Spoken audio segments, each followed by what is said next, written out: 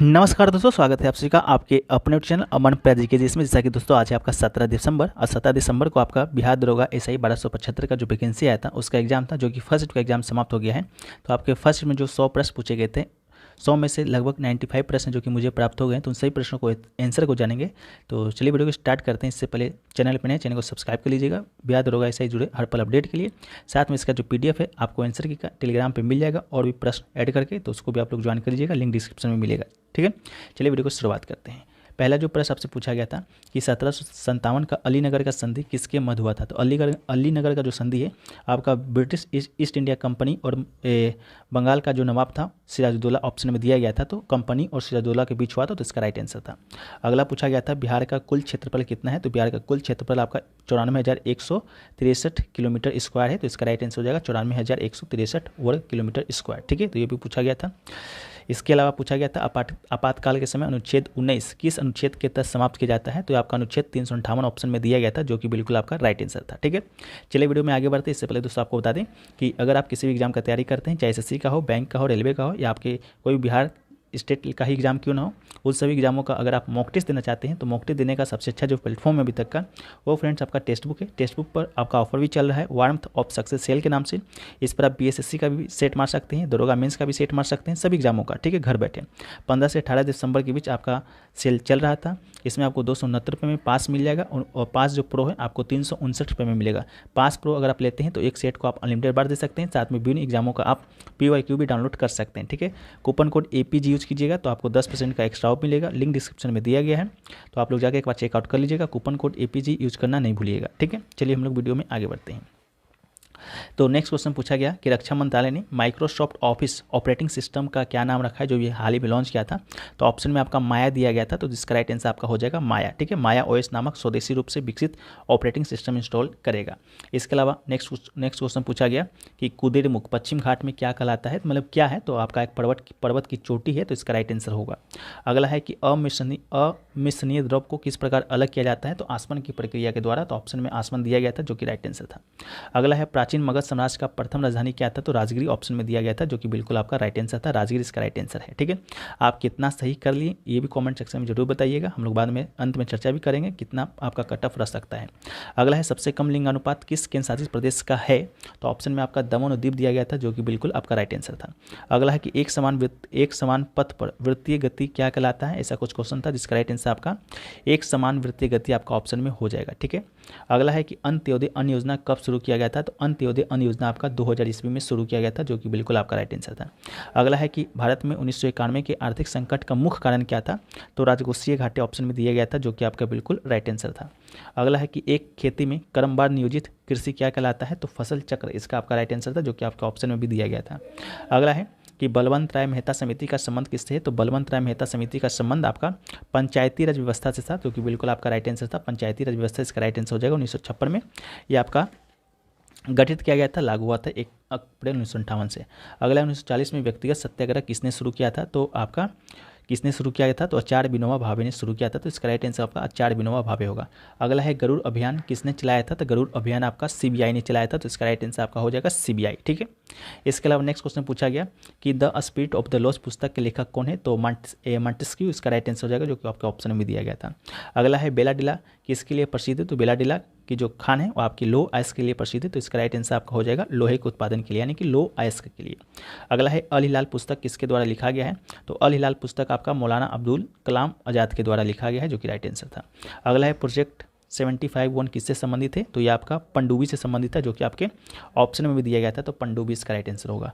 अगला है अस्थायी बंदोबस्त के प्रस्तावक कौन थे। तो अस्थायी बंदोबस्त के प्रस्तावक की बात करेंगे तो आपके सर जॉन शोर आपका ऑप्शन में दिया गया था, जो कि बिल्कुल आपका राइट आंसर था। अगला है भुरिया समिति का संबंध आपसे पूछा गया था। इनमें से पूछा गया था कि कौन आपका आदिवासी से संबंधित आपका समिति है। तो भुरिया समिति आपका ऑप्शन में दिया गया था, जो कि आपका राइट आंसर था। अगला है ध्वनि का वेग सबसे तेज किस में होता है। इसका राइट आंसर आपका स्टील दिया गया था, जो कि बिल्कुल आपका राइट आंसर था। इसके अलावा जल, हवा, वायु भी दिया गया था। अगला है मोटो GP का जो आयोजन है आपका किस जगह पर हुआ था, जगह का नाम पूछा गया था। तो ग्रेटर नोएडा इसका राइट आंसर था। अगला है उत्पादों पर पैकिंग पर सूचना देना इस किस अधिकार के तहत आता है, तो इसका राइट आंसर आपका सूचना के अधिकार के तहत आता है। 2009 में सूचना का अधिकार आया था। अगला है अधिसूचित क्षेत्र समिति के सदस्य किसके द्वारा मनोनीत किए जाते हैं, तो ये आपका राज्य सरकार के द्वारा नामित किए जाते हैं। तो ऑप्शन में राज्य सरकार द्वारा नामित किए जाते हैं, ये वाला बिल्कुल था, तो ये राइट आंसर था।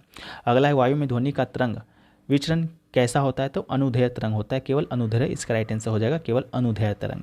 अगला है निम्न में से कौन उत्तरी पश्चिमी जलोढ़ मैदान का हिस्सा नहीं है, तो उत्तरी मैदान की बात करेंगे तो इसमें आपका पश्चिमी चंपारण आ जाता है, समस्तीपुर आता है, बेगूसराय आता है, बेगूसराय समस्तीपुर ऑप्शन में दिया गया था, साथ में आपका मुजफ्फरपुर भी दिया गया था। एक ऑप्शन आपका शायद पूर्णिया दिया गया था, जो कि आपका राइट आंसर था। पूर्णिया है जो कि आपका उत्तरी पश्चिम मैदान के अंतर्गत आपका नहीं आता है। अगला है कि raw material is include is, ठीक है, इसका शायद मेरे ख्याल से इसका राइट आंसर होगा अस्थाई पूंजी के लिए, ठीक है। अगर इसका आंसर आप लोग जानते हैं तो कमेंट सेक्शन में बता सकते हैं। मानव पूंजी दिया गया था, अस्थाई पूंजी दिया गया था, और भी कोई ऑप्शन दिए गए थे। अगला है कांगड़ा चित्रकला किस लिए प्रसिद्ध है, तो कांगड़ा चित्रकला किस राज्य में प्रसिद्ध है, तो हिमाचल प्रदेश में, इसका राइट आंसर था। अगला है बानों को रखने वाला साधन क्या कहलाता है, तूनीर इसका राइट आंसर था। अगला है निम्न में से कौन जीवाणुजनित रोग है, तो देखिए जीवाणुजनित रोग की बात करेंगे तो कुष्ठ रोग भी है, निमोनिया भी है, मस्तिष्कवाकरण भी है, शोथ भी है, पेचिस है भी है, ये सभी जो रोग है जो आपकी जीवाणुजनित रोग है, ठीक है। इसके अलावा आपके ऑप्शन में कुष्ठ रोग दिया गया था, निमोनिया भी दिया गया था, उसके अनुसार आप लोग सही कर लीजिएगा कौन हो सकता है। तो जीवाणुजनित रोग में कुष्ठ रोग तो होगा ही, जो कि आपके पहले ही ऑप्शन में दिया गया था, तो इसका राइट आंसर हो जाएगा। कुष्ठ रोग के अलावा भी आपका दिया गया था, निमोनिया भी दिया गया था, तो निमोनिया भी आपका जीवाणुजनित रोग ही है। अगला है नवीन जलोढ़ मिट्टी किसे कहते हैं, तो नवीन जलोढ़ मिट्टी की बात करेंगे तो नवीन जलोढ़ मिट्टी आपका खादर कहलाता है, और पुरानी जलोढ़ मिट्टी आपका भांबर कहलाता है, ठीक है, तो खादर इसका राइट आंसर था। अगला है मुगल मेवाड़ संधि किस वर्ष हुआ था, तो आपका 1615 में हुआ था, जो कि राजा जहांगीर के शासनकाल में अमर सिंह के बीच हुआ था। अगला है एकरा किस देश की राजधानी है, तो एकरा की बात करेंगे तो ये आपका घाना देश की राजधानी है, तो इसका राइट आंसर घाना होगा। अगला है कौशाम्बी किसकी राजधानी है, मगध साम्राज्य में पूछा गया था, तो वत्स इसका राइट आंसर था, वत्स की राजधानी है कौशाम्बी। अगला है मंत्रिपरिषद किसके प्रति उत्तरदायी होता है, तो मंत्रिपरिषद आपका लोकसभा के प्रति उत्तरदायी होता है। अगला है राष्ट्रपति के द्वारा राज्यसभा में कितने सदस्य मनोनीत किए जाते हैं, तो 12 सदस्य मनोनीत किए जाते हैं, बिल्कुल राइट आंसर था। अगला है फिटकरी गंदील पानी को किस प्रकार अलग किया जाता है, तो स्कंदित करके, ठीक है, स्कंदन ऑप्शन में दिया गया था, जो कि आपका राइट आंसर था, ठीक है। अगला है किन दो फ्रांसीसी नेताओं के द्वारा नेशनल असेंबली का गठन किया गया था, तो मिराबू और अब्बे सीएस, इसका राइट आंसर आपका हो जाएगा। एक ऑप्शन में मिराबू दिया गया था, बाकी अब्बे सीएस वाल्टेर इस प्रकार करके दिया गया था। अगला है वास्को डी गामा भारत कब आया था, तो वास्को डी गामा भारत आया था 1498 में, तो इसका राइट आंसर था। अगला है प्रस्तावना में पहली बार संशोधन किस वर्ष किया गया था, तो 42वां संविधान संशोधन किया गया था 1976 में, तो आपका ऑप्शन में 42वां दिया गया था, जो कि बिल्कुल राइट आंसर था। अगला है मुख्यमंत्री के कार्य में शक्ति का अनुच्छेद पूछा गया था, तो अनुच्छेद 164 इसका राइट आंसर था। अगला है कि India first national centre of marine biodiversity NCMB is located in which city, तो इसका राइट आंसर आपका जामनगर हो जाएगा, ठीक है। अगला है कि जनगणना 2011 के अनुसार तीसरा सबसे अधिक साक्षरता वाला केंद्र शासित प्रदेश कौन सा है, कि राज्य या केंद्र शासित प्रदेश दोनों पूछा गया था, तो मिजोरम इसका राइट आंसर था। फर्स्ट पर केरल है, सेकंड पर आपका लक्षद्वीप है, और थर्ड पर आपका मिजोरम है। अगला है MPC 0.8 है, तो गुणांक पूछा गया था, तो इसका राइट आंसर आपका हो जाएगा 5 हो जाएगा, ठीक है, इसका गुणांक हो जाएगा आपका 5, इसका राइट आंसर होगा। अगला है निम्न में से कौन प्रोटोजोआ जनित रोग है, तो कालाजार, ठीक है, कालाजार इसका राइट आंसर हो जाएगा, जो कि कालाजार ऑप्शन में दिया गया था, जो कि बिल्कुल सूट खा रहा था, जो कि आपका प्रोटोजोआ जनित रोग है। अगला है 7वां संविधान संशोधन 1956 के द्वारा कौन सा अनुसूची हटाया गया था, तो इस अनुसूची में भाग पूछा गया था, तो भाग 7, ठीक है, 7वें भाग के पहली अनुसूची के भाग बी के राज्य के रूप में जाना जाता था। इसे केवल एक अनुच्छेद था 238, इसे संविधान संशोधन 7वां अधिनियम के द्वारा निरस्त किया गया था, तो 7वां भाग इसका राइट आंसर होगा, ठीक है।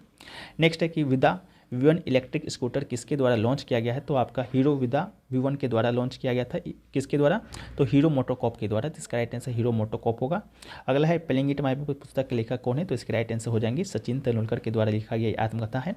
अगला है रुद्राक्ष पाटिल का संबंध पूछा गया था, तो आपसे इसका संबंध है आपका ये निशानेबाजी से, ठीक है, तो इसका राइट आंसर आपका निशानेबाजी हो जाएगा। 10 मीटर एयर राइफल में आपका स्वर्ण पदक इन्होंने जीता है। अगला है कि प्रथम विश्व युद्ध में रूस कौन सी संधि के द्वारा अलग हुआ था, तो ये आपकी ब्रिस्ट लिटोस्क की संधि के द्वारा अलग हुआ था, तो इसका राइट आंसर हो जाएगा, जो कि 3 मार्च 1918 को हुआ था। आपातकालीन हार्मोन के बारे में पूछा गया था, तो आपातकालीन हार्मोन की बात करेंगे तो एड्रेनाइलिन ये क्या है दोस्तों, आपका एक आपातकालीन हार्मोन है, ठीक है, तो इसका राइट आंसर हो जाएगा। अगला है कि आंखों में पाचन के दौरान अवशोषित वर्षा का पाचन कहाँ होता है, तो मेरे ख्याल से इसका राइट आंसर आपका हो जाएगा लिम्फ, ठीक है, ऑप्शन में दिया गया था, तो इसका राइट आंसर होगा। अगला है कि सियाचिन पर तैनात होने वाली पहली महिला पूछा गया था, तो कैप्टन शिवा चौहान इसका राइट आंसर है। अगला है ESRS किसके द्वारा लॉन्च किया गया था पोर्टल, तो ग्रामीण विकास मंत्रालय के द्वारा लॉन्च किया गया था। अगला है ब्रोंज मेडल किससे बना होता है? तांबे और टीन से बना होता है, तो इसका राइट आंसर आपका तांबा और टीन हो जाएगा। ठीक है। अगला है 5वां आसियान बिजनेस समिट कहाँ पर हुआ है? तो ये आपका कुआलालंपुर में हुआ है, तो इसका राइट आंसर आपका कुआलालंपुर होगा। इसके अलावा अगला पूछा गया था आपका कि प्रयाग प्रशस्ति के रचयिता कौन है? तो प्रयाग प्रशस्ति विलेख के रचयिता की बात करेंगे तो आपके कवि हरिसेन है, तो हरिसेन के द्वारा रचित आपका अभिलेख है। अगला है 13वां राष्ट्रीय उद्यान कौन सा है? तो केवुल लामजाओ राष्ट्रीय उद्यान की बात करेंगे तो 13वां राष्ट्रीय उद्यान है। अगला है कि कॉपर टर्निंग में H2SO4 के साथ अभिक्रिया करने पर कौन सा गैस निकलता है? तो आपका राइट आंसर SO2 हो जाएगा। ठीक है। अगला है कि नॉर्वे शतरंज ब्लिट्ज में मैग्नस कार्लसन को किसने हराया था? तो डी गुकेश ने हराया था, तो इसका राइट आंसर आपका डी गुकेश होगा। अगला आपसे नॉन रिड्यूसिंग शुगर के बारे में पूछा गया था, तो इसका राइट आंसर सुक्रोस हो जाएगा। नॉन रिड्यूसिंग शुगर है आपका सुक्रोस। अगला है बिहार की स्थिति वर्ष 2011-12 के अनुसार नेट डोमेस्टिक प्रोडक्ट आपका 19-20 पूछा गया था, तो इसका राइट आंसर पता नहीं, आप लोग बताइएगा। अगला है कर्वेचर ऑफ आइलैंड्स इस कैन बी मॉडिफाइड, तो सिलियरी मसल्स इसका राइट आंसर होगा। अगला है दूरदर्शी के लिए उत्तल लेंस की जगह वाले लेंस का प्रयोग करने का कारण पूछा गया था, तो कारण आपका हो जाएगा कि अवतल लेंस प्रकाश किरणों को अपसारित करता है, मात्र इसके द्वारा बना प्रतिबिंब वास्तविक नहीं होगा। ठीक है, उससे पर्दे पर नहीं लिया जा सकेगा। इन अपसारित किरणों को अभिसारित करने के लिए जिससे कि वास्तविक प्रतिबिंब बने और उत्तल लेंस का उपयोग किया जाता है। अगला है रुपया किस देश की मुद्रा है? तो इंडोनेशिया इसका राइट आंसर हो जाएगा। अगला है कि हर कोशिका में जब जल अंदर डाला जाता है तो रंध्र क्या होता है? तो रंध्र का छिद्र जो कि खुल जाता है, तो ऑप्शन में खुल दिया गया था, जो कि राइट आंसर है। अगला है निम्न में से कौन सा देश बिना सीमा पार करे तिब्बत जा सकता है? भारत के लोग तिब्बत जा सकते हैं बिना देश की सीमा पार करे, तो चीन इसका राइट आंसर हो जाएगा। अगला है प्रक्षेप जिसमें केंद्र में सभी बिंदुओं की दिशाएं सही होती है, क्या कहलाता है? तो मिसाइल इसका राइट आंसर होगा। अगला है क्षेत्रफल की दृष्टि से सबसे बड़ा राज्य पूछा गया था, तो राजस्थान इसका राइट आंसर होगा। अगला है व्यावसायिक बैंक का मुख्य कार्य पूछा गया था, तो जमा करना और ऋण देना इसका मुख्य कार्य हो जाएगा। अगला है गंगा का निचला मैदान किस खेती के लिए उपयुक्त थी? तो जूट आपका ऑप्शन में दिया गया था, जो कि राइट आंसर था। धान के लिए भी प्रसिद्ध है।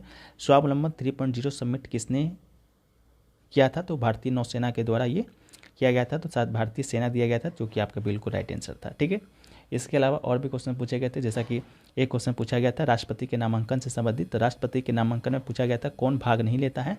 तो एक ऑप्शन में दिया गया था संसद के मनोनीत सदस्य। ठीक है, संसद के मनोनीत सदस्य, तो संसद के मनोनीत सदस्य आपके भाग नहीं लेते हैं, बस यही वाला ऑप्शन एक सही करना था, तो केवल एक इसका आपका राइट आंसर था। ठीक है।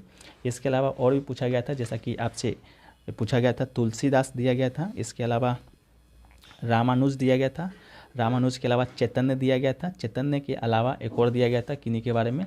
ठीक है, तो ये पूछा गया था कि इसको सजाना था कालक्रम के अनुसार, तो आप लोग कमेंट सेक्शन में बताइएगा इसका राइट आंसर क्या होगा। इसके अलावा एक क्वेश्चन पूछा गया था इलेक्ट्रोनेगेटिविटी एलिमेंट कौन सा है? ऑप्शन में Li दिया गया था, Si दिया गया था, N दिया गया था। इस प्रकार करके ऑप्शन है जो कि आपको दिए गए थे। मैथ के क्वेश्चन की बात करेंगे तो एक दिया गया था, दो व्यक्ति का नाम दिया गया था जो कि इस अनुपात में आपके एक बिजनेस में पैसा लगाते हैं तो लाभ भी आपका मिलता है, तो एक का लाभ दिया गया था 40,000, तो इसका राइट आंसर आपका 60,000 हो जाएगा, जो कि ऑप्शन में दिया गया था। एक आपका मैथ का क्वेश्चन पूछा गया था जिसका राइट आंसर 64.0% हो जाएगा, जो कि आपका चक्रवृद्धि ब्याज और साधारण ब्याज का अंतर आपको बताना था। ठीक है, तो ये आपसे पूछा गया था।